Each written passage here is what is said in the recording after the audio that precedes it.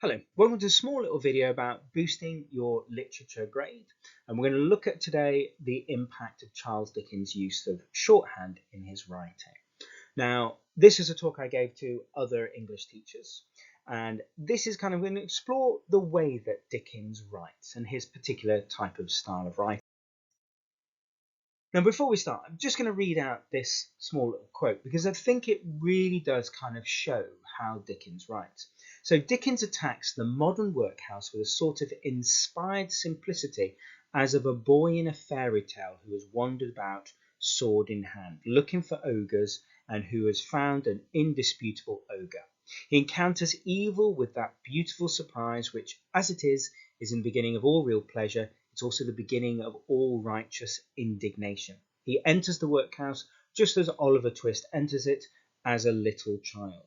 Now, this small little quote really kind of helps you understand that how Dickens writes. Dickens writes in a way a kind of fairy tale kind of thing, that he is the boy fighting against the baddies. So in his world, there are clearly who's the victim and who are the villains.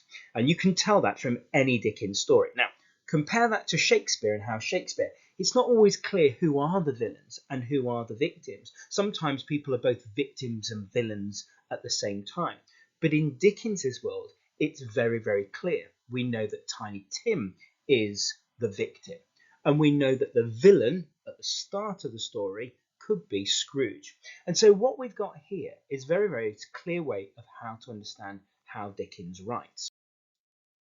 Now, I'm going to go back to some work that you've done already in Great Expectations. Okay, if you remember Great Expectations, the opening with Pip and Magwitch in the graveyard, and it's interesting how what Dickens does. Now, Dickens does very easily with his choice of words shows us who to care.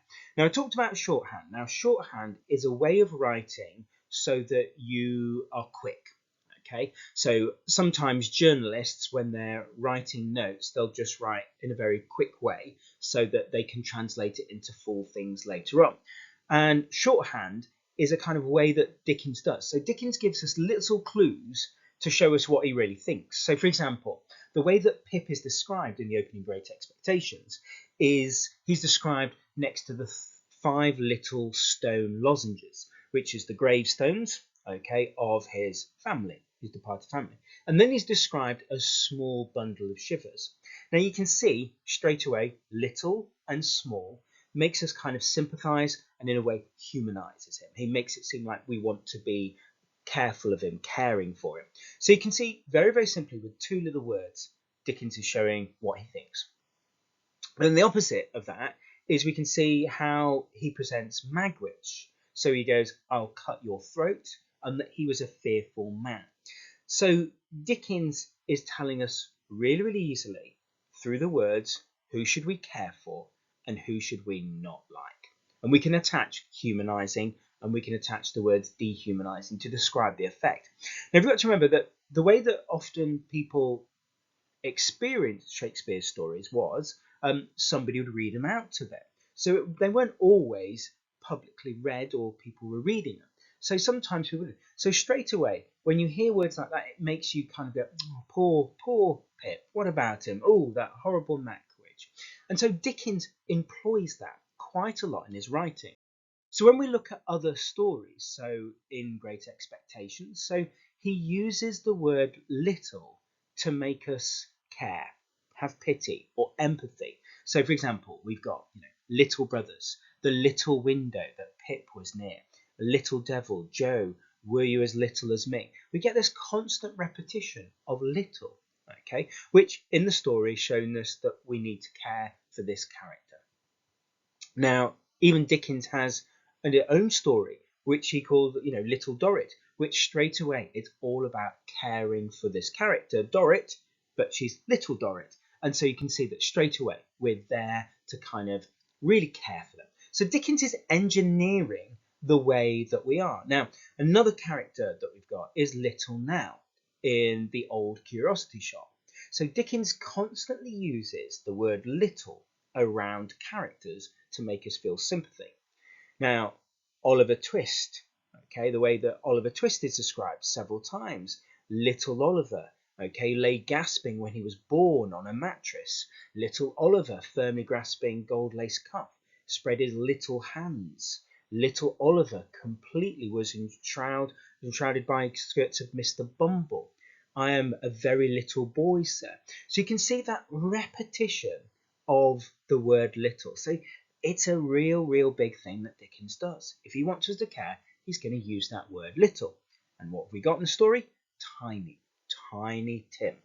Okay, so what I would say certainly is thinking about when you're talking about Christmas Carol, you can refer to Oliver Twist. Think about what you can remember. Think about those ideas that we can talk about and how you can develop them further.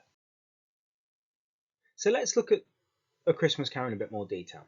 So there are 64 mentions of the word little and 24 mentions of the word tiny. So you can see at the heart of this story is this tendency to sympathise and work on sympathy. And we can see that. Now, obviously, tiny is mentioned with Tiny Tim. So we can see that there's 24 mentions of the word tiny, but 64 mentions of the word little. And it's interesting that when we see where those mentions are, so we start off with Bob Cratchit and the way that he is in a small little cell, a little booth. Okay, so again, that's sympathy. Dickens is showing us to sympathise. Then we talk about how a little tailor, who this is in that extract where it's comparing with the mayor. So the mayor's got this lovely, fantastic Christmas meal in keeping with how a mayor should live. And the little tailor who has been drunk and bloodthirsty, we still get that sense of sympathy that, you know, he's little, he's not a big person. And Scrooge himself, he's got a little saucepan. So you can see that Dickens isn't just putting the sympathy on the characters that we think, you know, like Tiny Tim, but he's actually showing that sympathy is everywhere. We can sympathise with lots of people, even Scrooge. And the character of Scrooge is a complex character, okay? He's not a character that we're designed to hate. He tells jokes. He is a funny character at times. It's almost like Dickens is kind of like looking at the layers of this character. And the little saucepan of gruel, you know, it's a little bit pathetic that there is Scrooge having his meal on his own. It's a massive big house and he's got this tiny little saucepan. So it shows us that maybe we should feel sympathy for him from the beginning. And then we can take it further and just have a look at how many times the word little is mentioned and how it's used about the Cratchits, but also other things. So little fan. When we look at the past and we look at all the different things, a little market town, a little weathercock, it's all about things being small and making us feel sympathy. But then little Bob, we've got the little crutch, little Tim, little saucepan, his little stool, his little hand, his little voice. And you can see constantly around the Cratchits is the word little. It's there to make us feel sympathy around the Cratchits. And this is Dickens's shorthand of how he can do this.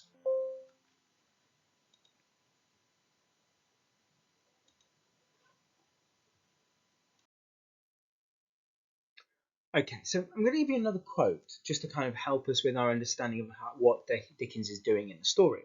So, and I think this is really important. It was rather that the lack of balance between the opposite impulse of his nature had simulated an appetite for melodrama. Now, melodrama is this kind of heightened drama. It's over the top. And what suggested here by Edmund Wilson is the fact that there wasn't a balance. So it wasn't kind of equal in society about how rich and poor, okay, young and old. And so because there wasn't a balance, that made Dickens kind of look at the extremes and look at the really poor and look at the really rich and look at the really young and the really old. And so Dickens does that, and it's part of his idea and part of his way of thinking is because things weren't balanced enough, he has to exaggerate things to make things balance. And so we can see that in the story. So very, very rarely, and I'm going to use this word in inverted commas, is very, very rarely in Dickens's world do you have normal characters. Normal everyday, realistic people. If you look at the characters that we've got in Christmas Carol, they don't really seem like real people. They're either kind of cartoonish or they're overly kind of like Tiny Tim. He's kind of not as realistic as we'd expect him. He doesn't sound like a normal boy. He's too perfect in a way, and Scrooge in a way. So what we tend to see in A Christmas Carol, like other Dickens stories, is we see complete opposites. So we see strong and weak characters. That then goes further because we can see this, because we can see we've got the big characters, the small, we've got the old, the young, we've got the attractive and ugly, we've got fat and thin. And actually, if we look at the stories, and we look at the story in particular, we can see these elements. And we can see that actually there is nobody that's really in the middle, that's kind of what we term, inverted commas, as kind of being normal. And so what Dickens is doing is kind of address this imbalance by drawing attention to these things. And he is a little bit exaggerating, but he is exaggerating for effect, because he's showing us how tough it is for the poor, and showing us, well, how cruel are the rich. And he's showing us all these different things. So going back to this idea, okay, so we can see a number of different things that are going on in the text. So let's say, for example, going back to Great Expectations, and Dickens is very, very complex in terms of writing. So in the beginning of Great Expectations, you have this little scene about Magwitch and Pip, and we talked about this, about how the word small shows that we should humanize, we should support Pip. Then we see the dehumanizing, this little devil, how they're going to cut your throat, and we can see that about Magwitch, how we're there.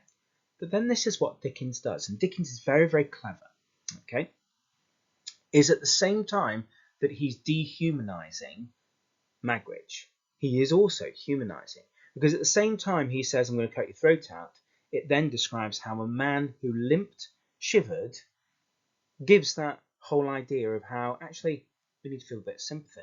And then it goes to who glared and growled, I've lost my sympathy, whose teeth chattered in his head, okay, there's my sympathy, and then who seized me by the chin, oh, you've lost me there.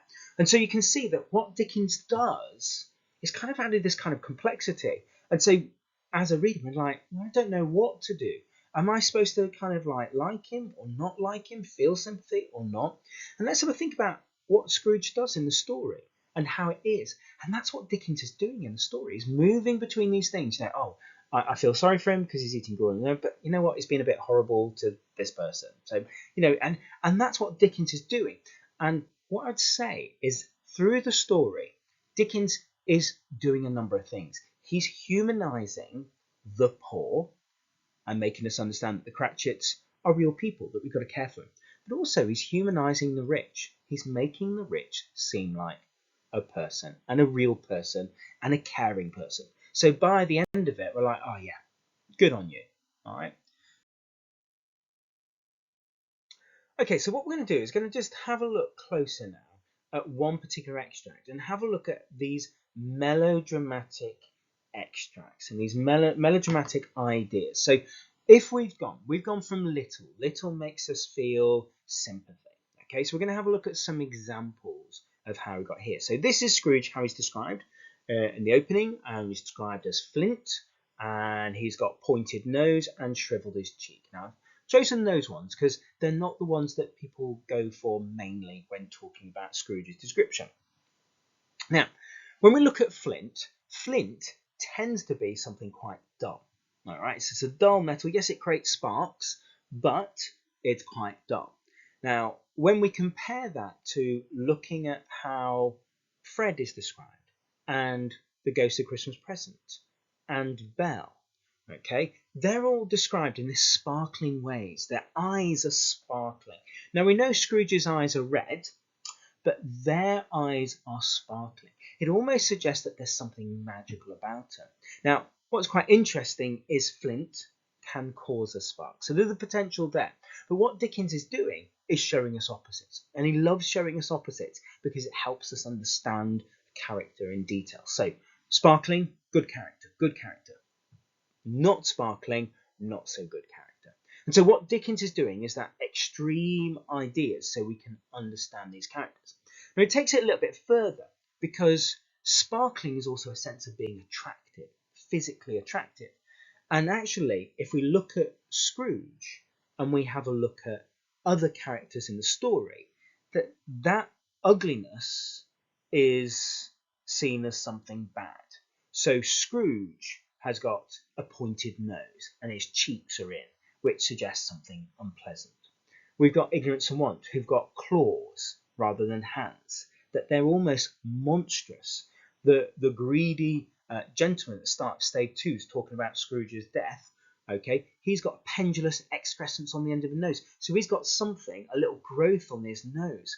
And even the poor part of London where they visit, okay, for the pawnbroker, is described as ugly, suggesting bad, negative things. So you can see that Dickens is giving this other message. So we've got little, this is who you should sympathise. Sparkle, these are good people. They are the best people. And here we've kind of got the opposite. If sparkling is attractive and nice, claws, pendulous excrescence, pointed nose, and ugly, Dickens is showing us who's not good, the bad people. He's showing us that through those choices of words. And so we understand what's going on. But then Dickens also gives us other things, because he talks about portly gentlemen, the fat Fezziwig, okay? And he's generally presented as being fat, but he's got a fat voice, but also we've got later on another fat man.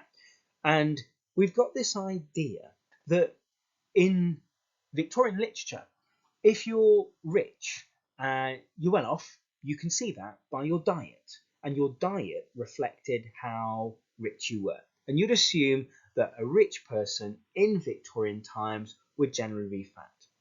And a thin person would be a signal of somebody poor. Hence why the Cratchits are all thin as characters, because they've not got that much food. And we've got the portly gentleman, and the irony is that they're asking for money, but obviously they're portly, suggesting that they've probably got a bit too much money. And so there's a bit of irony there. So what we see in this story is actually this idea of how fat and thin can be shorthand for what's good and what's bad. Okay. Now what's quite interesting is look at what Scrooge is. Scrooge is thin. He's a thin, fat man, or thin, rich man in Victorian England, which is odd. Which straight away tells us that something's broken. Something's broken in him. The portly gentleman, Fezziwig, that's the way that really rich people should be in Victorian society. So what Dickens is doing, really, really simple, we're just using thin and fat, shows us who we should sympathise with, so the thin people, who are, the people that have got too much, the fat people. But then also Scrooge. Scrooge doesn't fit in. He's thin, but he's rich. So it shows us that something's wrong in there. And then also have a look at meagre. Okay, because ignorance and want are described as yellow, meagre, ragged, scowlish, wolfish. So I'm going back to what I said about Magwitch, how Dickens flips between the two, so that we can dehumanises. So claw, that's dehumanising. But here we've got humanising, this idea of meagre. And meagre, again, is kind of that word little again. So Dickens is doing that, playing with the words and using those words to make us feel particular things. So there's quite a number of quotes there, but hopefully you can see what Dickens is doing and what he's trying to do, trying to make us feel. And what's he trying to show? He's really trying to show us whose side we're on.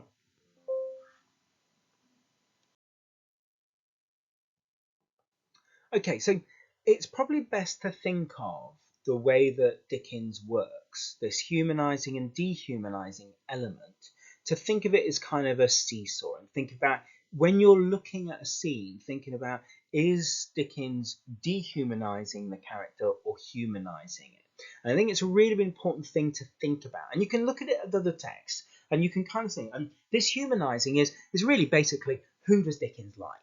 Who does Dickens like in the story? And we can apply it to Shakespeare, and you can ask yourself, well, who does Shakespeare like? Shakespeare tends to like, I would say, Romeo and Juliet, and the friar, and Mercutio, and the nurse. Usually because nice things, they say nice things, they're nice people, and usually they've got a few jokes around it. And that's the way that we know. Dickens in particular shows us this dehumanizing by looking at choices of words. That little makes us humanize. This idea of clause, dehumanize. All right, so it is a game that Dickens is playing. It's something that we can pick up on. So Dickens has got lots of shorthand around the physicality of the characters. And so he's doing that to draw attention to the imbalance that's happening in society, that there is a problem. Britain is broken. So there are two ways of looking at it. Okay, so we can look at it as kind of making things good and bad. What is there? So this is good, this is what's bad. And it links into the fairy tale element, once upon a time. But also we've got that nuanced. So we can have, for example, a good person can be good, but they can do something bad. Or like, for example, we've got Scrooge, who is bad, but actually we should feel sympathy for him. So there is that element there in the story. And it's an important thing to think about when talking about Christmas Carol, thinking about the idea. All right, yes, we can look at it in terms of big melodramatic, goody, baddie, thin, poor, or is it a little bit more complex? And I would argue that Dickens is more complex than melodramatic. He uses the melodramatic to kind of get us in, but then he shows us a bit more under the surface. So, for example, if we look at the Cratchits are there to show us, oh, the poor, we feel sorry for them. But actually, when we look at the story and we look at all the other people that we see the lovely miners, we see the people in the lighthouse, we see the people on the boat, the ship, they're all being nice to each other. But at the same time, Dickens gives us something else. He gives us poor people who aren't quite nice. Mrs. Dilber stealing from Scrooge. We've got Caroline, who is happy that Scrooge is dead. So we see lots of characters who are also unpleasant. So you can see that Dickens has shown that, not everybody, not all the poor are deserving. Sometimes there are unpleasant poor people. But also Dickens does that for the rich, because he shows us we've got rich people like Fezziwig and the Portly Gentleman, who are kind of like nice people, right? And yet we've got like Scrooge, who's quite horrible, and Jacob Marley, who's quite, horrible at the beginning. So you can see that element in there. And there's other bits in the story that we can talk about. So, for example, this whole idea of the heart. Now, the heart is quite an interesting thing, because when we look at a word and we see the word used across the text in there. So at the beginning, we see that Scrooge was kind of threatening to stab people in the heart. Heart we associate with emotions. Okay. Scrooge was not much in the habit of cracking jokes, nor did he feel in his heart by any means waggish then. So still in the beginning of the story, he's talking about the heart. And yet when he talks about Fran, but she had a large heart. And there's suggestions that actually the reason why Fan died is because she had heart complications. So having an enlarged heart could be the reason why she died. She gives that nice melodramatic way of looking at things. But interesting that he's talking about stabbing the heart in the beginning, but right at the end he says his own heart laughed, and that was quite enough for him. So actually what we see in the story is Scrooge moving from this dehumanized character to this humanized. And what is a human? With heart, isn't it? So that's just a short little talk exploring the impact of Charles Dickens's shorthand in his writing. Now, obviously, when we're looking at the top grades, what we're looking to see is make little connections across the text and see patterns. So hopefully you've got some patterns there and you're able to explore and certainly look at that thread of humanizing and dehumanizing, and how Dickens goes for the melodramatic, but also he looks at the complexity. You can apply this stuff to Shakespeare as well, because Shakespeare has got shorthand as well when he's talking about things in his play as well. Okay, do check out some of the other videos. Thank you.